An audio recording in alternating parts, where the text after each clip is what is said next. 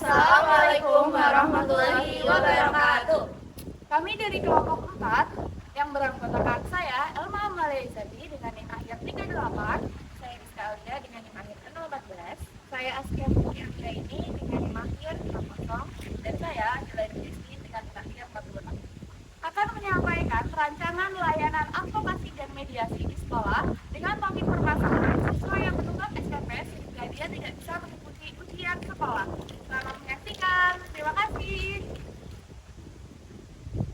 Identifikasi masalah merupakan langkah awal dalam layanan advokasi yang bertujuan untuk memahami permasalahan yang sedang dialami klien dan untuk memutuskan apakah permasalahan tersebut memerlukan tindakan advokasi.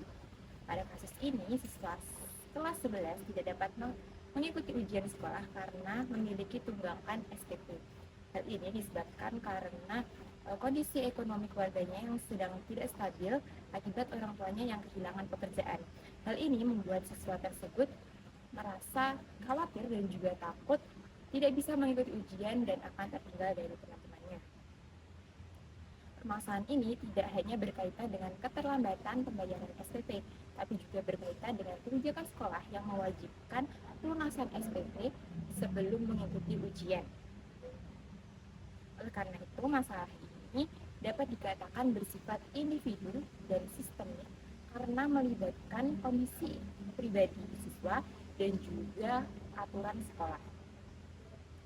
Jika permasalahan ini tidak ditangani, kondisi yang berpotensi akan menghambat hak siswa tersebut untuk mengikuti proses pembelajaran secara optimal. Oleh karena itu, diperlukan layanan advokasi agar siswa tersebut dapat memperoleh haknya, yaitu kesempatan mengikuti ujian, namun tidak mengabaikan kebijakan yang berlaku di sekolah tersebut. Selanjutnya, mengumpulkan informasi tambahan setelah masalah teridentifikasi. Langkah selanjutnya adalah mengumpulkan informasi tambahan untuk mendapatkan gambaran secara lebih lengkap terkait kondisi yang dialami oleh siswa. Mengumpulkan informasi dapat dilakukan dengan berbagai cara, salah satunya dengan wawancara. Pertama, dengan mewawancarai siswa untuk mengetahui permasalahan yang dia alami serta mengetahui kekhawatiran yang sedang dia rasakan. Kedua, mewawancarai orang tua siswa. Mewawancarai kedua orang tua siswa bertujuan untuk mengetahui kondisi yang sebenarnya terkait ekonomi yang sedang mereka alami dan mencari kemungkinan solusi yang dapat dilakukan. Selanjutnya yaitu dengan koordinasi dengan pihak sekolah seperti wali kelas, pihak administrasi, dan kepala sekolah untuk mengetahui terkait kebijakan sekolah mengenai pembayaran SPP serta kemungkinan adanya keringanan bagi siswa atau prosedur khusus untuk siswa yang mengalami permasalahan terkait ekonomi. Melalui pengumpulan informasi ini, konselor dapat memperoleh data yang lebih jelas sebagai dasar untuk merancang dan menentukan langkah advokasi yang tepat. Beberapa stakeholder yang terlibat dalam kasus ini, yang pertama adalah siswa itu sendiri, di mana pada kasus ini siswa merupakan pihak utama yang mengalami hambatan, yaitu tidak dapat mengikuti atau terancam tidak dapat mengikuti ujian semester karena mengalami tunggakan SPP bulanan.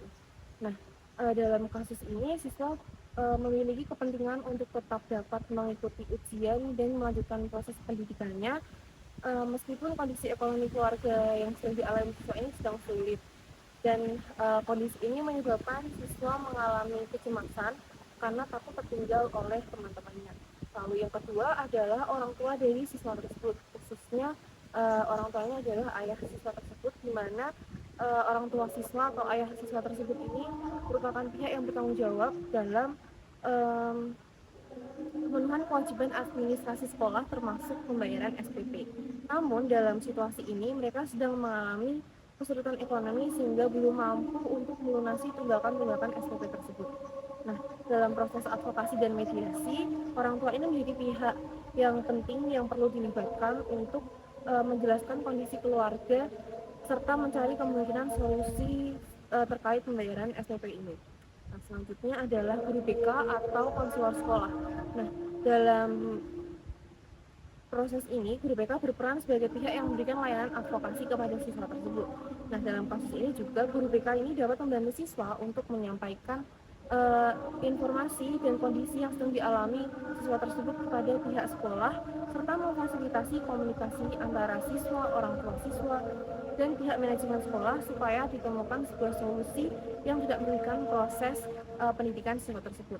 Nah, selanjutnya adalah wali kelas dari siswa tersebut, di mana wali kelas ini biasanya mengetahui perkembangan akademik, kehadiran, dan juga sikap siswa selama proses pembelajaran berlangsung. Nah, informasi dari wali kelas ini juga dapat menjadi pertimbangan dalam mengambil keputusan, terutama apabila siswa tersebut memiliki motivasi belajar yang tinggi dan tetap aktif mengikuti pembelajaran meskipun sedang mengalami permasalahan terkait ekonomi keluarganya. Nah, selanjutnya pihak yang tidak kalah penting adalah kepala sekolah. Nah, kepala sekolah ini bertanggung jawab terhadap pelaksanaan aturan administrasi, tetapi juga memiliki kewenangan untuk mempertimbangkan kondisi khusus yang sedang dialami siswa. Nah, dalam proses advokasi, kepala sekolah ini dapat menentukan kebijakan seperti pemberian dispensasi untuk mengikuti ujian, lalu keringanan pembayaran SPP, atau penjadwalan ulang pelunasan SPP. Nah, lalu selanjutnya adalah bagian tata usaha. Pihak ini memiliki informasi mengenai sejumlah tunggakan yang dimiliki oleh siswa serta aturan administrasi yang berlaku di sekolah. Nah, dalam proses mediasi ini, bagian ini dapat memberikan gambaran mengenai kemungkinan skema pembayaran atau kebijakan yang dapat diberikan kepada siswa. Nah, yang terakhir adalah wakil kepala sekolah bidang kurikulum, karena pihak ini juga bertanggung jawab terhadap pelaksanaan kegiatan akademik termasuk ujian semester. Wakil kepala sekolah bidang kurikulum ini dapat berperan dalam menentukan apakah siswa ini dapat diberikan izin atau dispensasi untuk mengikuti ujian meskipun masih memiliki tunggakan administrasi. Nah, semua pihak-pihak yang sudah saya sebutkan tadi perlu bekerja sama dalam proses advokasi dan mediasi supaya hak siswa ini dalam memperoleh pendidikan tetap terpenuhi tanpa mengabaikan aturan-aturan yang ada pada sekolah tersebut. Selanjutnya, tahap 4 adalah meneliti sejarah advokasi. Pada tahap ini, kami mencari tahu apakah kasus seperti ini sudah pernah terjadi dan bagaimana penyelesaiannya. Hal ini penting dilakukan agar advokasi yang kita susun atau yang kita lakukan itu tidak hanya berdasarkan pendapat pribadi saja, tetapi juga belajar dari pengalaman yang sudah ada.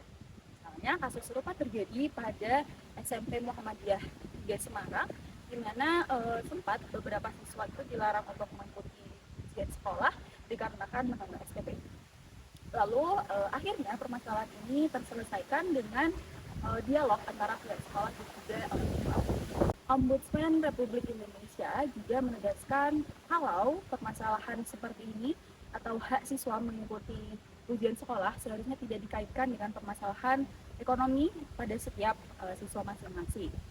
Dari sini dapat kita simpulkan bahwa mediasi dan juga dialog menjadi salah satu alternatif untuk menyelesaikan permasalahan seperti ini. Selanjutnya, tahap kelima, yaitu mengidentifikasi hambatan institusi dan juga lingkungan. Pada tahap ini, kami melakukan identifikasi hambatan yang muncul dalam proses advokasi. Yang pertama adalah dari sisi institusi. Hambatan utamanya bisa jadi muncul dari regulasi atau aturan administrasi yang mewajibkan siswa itu melunasi seluruh pembayaran sebelum melakukan ujian. Namun, sekolah kadang merasa khawatir jika kelonggaran ini hanya diberikan kepada satu siswa saja akan menjadi contoh untuk siswa lainnya. Yang kedua, dari sisi lingkungan, hambatan bisa jadi muncul dari kondisi ekonomi keluarga yang sedang sulit dan kurangnya komunikasi antara orang tua kepada pihak sekolah.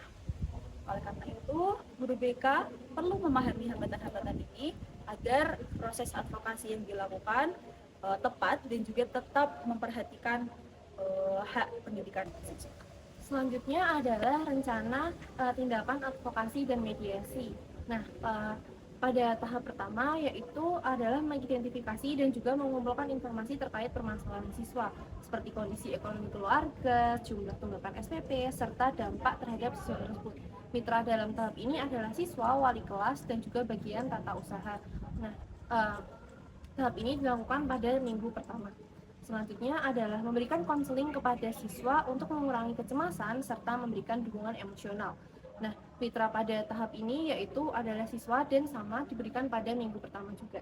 Dan selanjutnya adalah menghubungi dan melakukan komunikasi awal dengan orang tua atau wali siswa untuk mengetahui kondisi ekonomi keluarga secara lebih jelas. Mitra pada tahap ini yaitu orang tua atau wali siswa dan siswa tersebut. Dan tahap ini juga dilakukan pada minggu pertama. Selanjutnya adalah mengadakan pertemuan antara guru BK dan wali kelas untuk membahas kondisi akademik dan sikap belajar siswa. Nah, mitra pada tahap ini adalah wali kelas dan juga diberikan pada minggu pertama.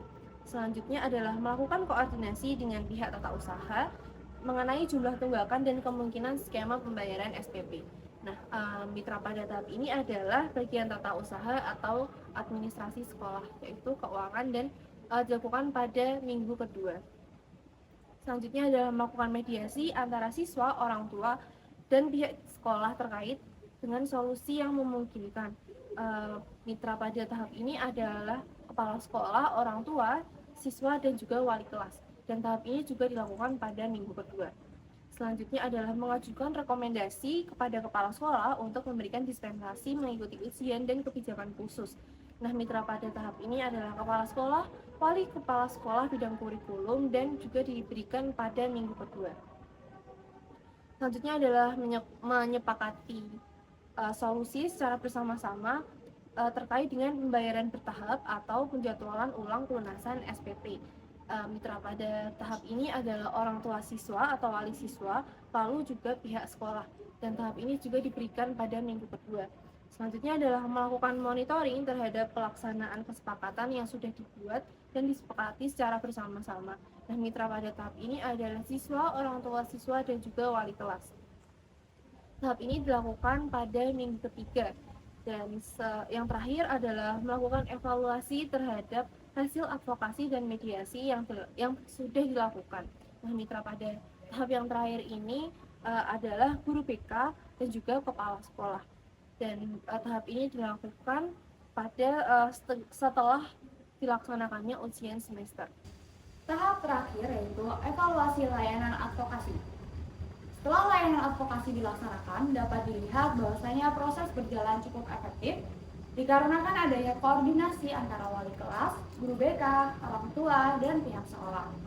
Sehingga ditemukan solusi, siswa dapat mengikuti ujian sekolah. Proses advokasi dan mediasi ini membantu pihak sekolah dalam memahami dan menangani kondisi ekonomi keluarga siswa, sehingga hak siswa untuk dapat mengikuti pendidikan tetap terpenuhi. Kelebihan dari pelaksanaan advokasi ini adalah adanya kerjasama dari berbagai pihak, serta pendekatan empatik dari guru BK kepada siswa dan orang tua sehingga masalah dapat dibicarakan secara terbuka. Namun masih terdapat kekurangan, yaitu kebijakan administrasi sekolah yang pada awalnya diterapkan secara cukup kaku dan informasi mengenai kemungkinan adanya keringanan pembayaran belum diketahui sejak awal oleh siswa dan orang tua. Kedepannya, layanan advokasi dapat ditingkatkan dengan memperkuat komunikasi antara sekolah dan orang tua, serta menyediakan kebijakan atau program bantuan yang lebih jelas informasinya bagi siswa yang mengalami kesulitan ekonomi, sehingga kasus serupa dapat ditangani lebih cepat dan tidak menghambat proses belajar mengajar siswa di sekolah. Sekian yang dapat kami sampaikan, mohon maaf apabila ada kesalahan. Terima kasih. Wassalamualaikum warahmatullahi wabarakatuh.